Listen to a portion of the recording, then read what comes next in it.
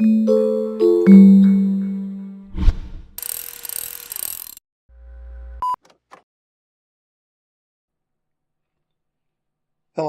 my name is Bob Johnson with Micro Focus Technical Support, and in this 8-part video series we will be installing the iPrint Appliance 2.0. We will upload printer drivers and create printers. We will enable mobile and email printing. We will import users. We will also configure a remote renderer. We will configure a new feature called walk-up printing. We will migrate iPrint from NetWare to the appliance. And we will also migrate from the iPrint Appliance 1.1. Okay, let's get started with part 1, installing the iPrint Appliance 2.0. For this installation, I will be using VMware ESXi with the vSphere client.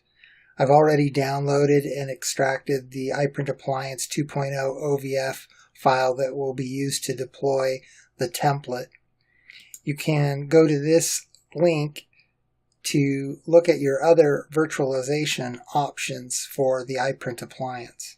To deploy the OVF template in the vSphere client, click File, Deploy OVF Template, browse to the directory where your OVF file exists, select it, click Open.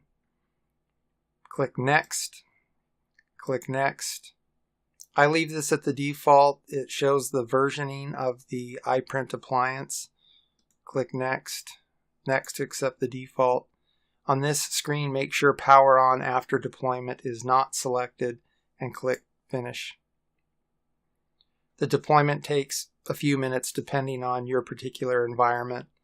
For the purpose of this demonstration, we'll skip forward to the completion of the deployment of the OVF template. Once the OVF template has been successfully deployed, you should see this message. Click Close. The next thing we need to do is edit the virtual machine settings for the iPrint Appliance. Make sure you've selected it. Click Edit Virtual Machine Settings. We'll leave everything at the default except we're going to add a secondary hard disk. So click Add, click Hard Disk, Next. We'll leave this at the default, Next. The disk size for this installation we will leave at the default. One of the purposes of the secondary disk is to store the held jobs for the new walk-up printing feature in the 2.0 version of the appliance.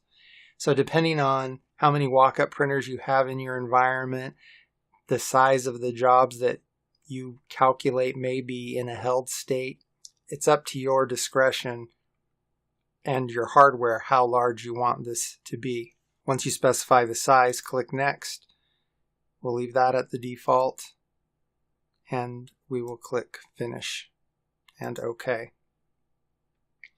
And we're now ready to power on this virtual machine. You can click on the console tab and watch the power on process.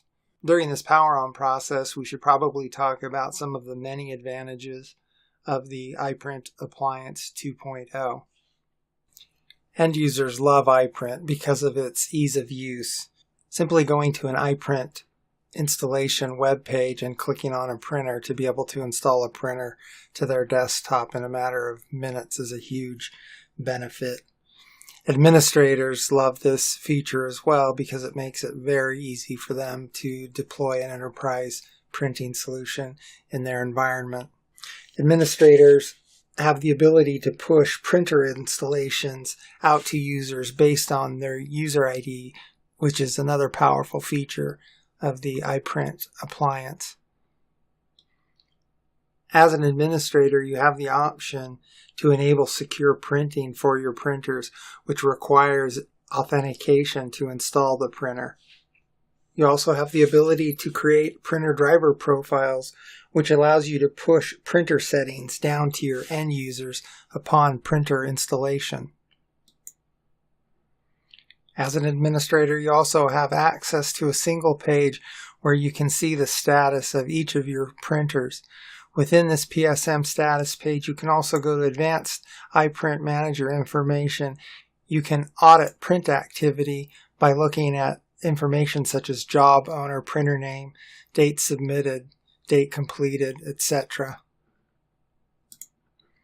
You also have the ability to generate reports to gather very detailed information about your print environment and its configuration.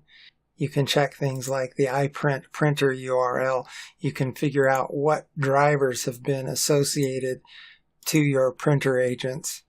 We also have a new feature called walk-up printing, where an administrator can create a virtual print queue representing a group of similar printers, allowing a user to send a print job and have that print job get placed in a hold status until the user walks up to the physical printer and with any web-enabled device releases the job through the release portal, as seen in this example. And last but not least, with the MicroFocus iPrint Appliance 2.0, users can print from their desktops, from mobile devices. We have native apps for iOS, Android, BlackBerry, and Windows mobile devices. You can print from email, and you can print to any network printer. Let's continue with the installation and configuration of our iPrint Appliance 2.0. On this screen, select the appropriate language and keyboard language and click Accept. Here we'll specify the root password and the VA admin password. The VA admin password is used to log into the management console, which we will use later in this video. Specify an appropriate NTP server for your environment and specify the appropriate region and time zone and click Next. On this screen, we are ready to specify a DNS name for the iPrint appliance. We assume that a valid DNS record has already been created. One thing to note is that as of this video, this DNS record must match the DNS record of the iPrint service. And we'll talk about that in a little bit as we proceed with the configuration of the appliance. The appliance also auto-detects the network settings. In my lab, I'll make one adjustment to the DNS server.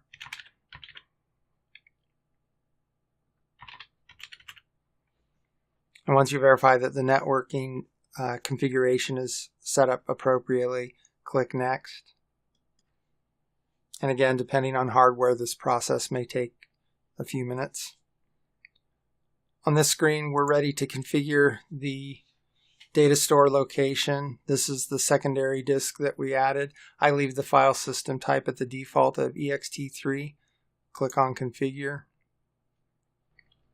At this point, there will be several minutes while the appliance continues its configuration. For the purposes of our demonstration, I'll skip forward. At this point, the appliance is actually ready to begin the configuration through the management console. And just make note of the instructions. So from a browser, we will go to https, the DNS name, :9443, or https, the IP address, :9443 to access the management console. I'm using Firefox to access the management console, and the very first time you do that, you're going to get this type of a message. You can click on Advanced, Add Exception, confirm the security exception, and you will proceed to the management console. Because I've done this before, my credentials are already auto-filled, but you will always log into the management console as VA admin using the password you established during the initial configuration. Click Sign In. And at this point, we're going to create a new iPrint appliance. On this screen, we will leave everything at the default for our purposes. Notice that the iPrint.johnsonlab.com DNS matches what we set up in the initial configuration. This is the issue we discussed briefly, where these two entries need to match as of this video. Please refer to the following TID for updated information concerning this issue. The only other thing we need to add here is a password for admin, which is used to log into iManager. Once you specify the password,